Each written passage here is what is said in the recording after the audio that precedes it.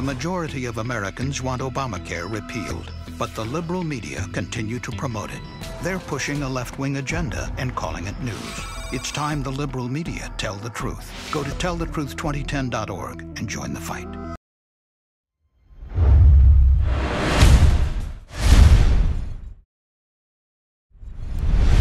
Good afternoon. It's Monday, November 8th, 2010. I'm Eric Scheiner with Right Now on CNSNews.com, and it's time for Dancing with the Political Stars. First showcasing the sidestep, President Barack Obama, sidestepping questions of whether the Federal Reserve may have weakened the value of the dollar by purchasing $600 billion worth of government bonds. Mr. President, the German finance minister says this of recent Fed decisions. It doesn't add up when the Americans accuse the Chinese of currency manipulation and then, with the help of their central bank's printing presses, artificially lower the value of the dollar.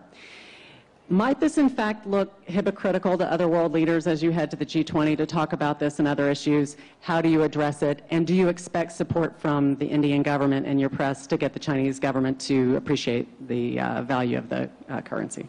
Thank you.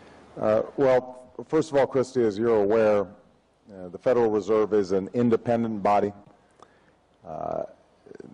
It doesn't take orders from the White House, and it's important as a policy matter, as an institutional matter, that we don't comment on particular Fed actions. We'll have more on that story, and we'll continue to cover the Federal Reserve's purchase of government bonds. But now we move on to the two-step. Representative Fred Upton may have some explaining to do to fellow GOP colleagues as he seeks the chairmanship of the House Energy and Commerce Committee. This is because incoming conservatives may not appreciate Upton's voting record.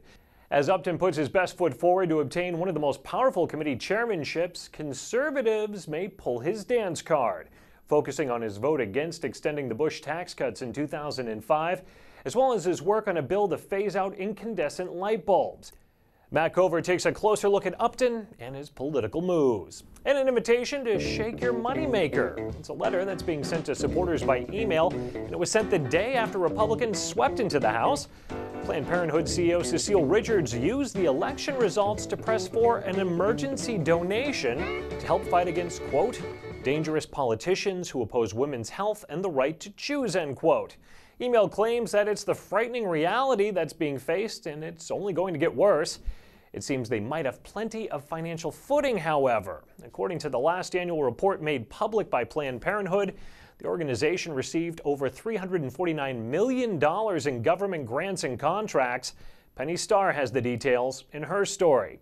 For the latest information on these stories and more, let your fingers dance across the keyboard right now on CNSNews.com. But before we go, we want to leave you with one last image of some dancing.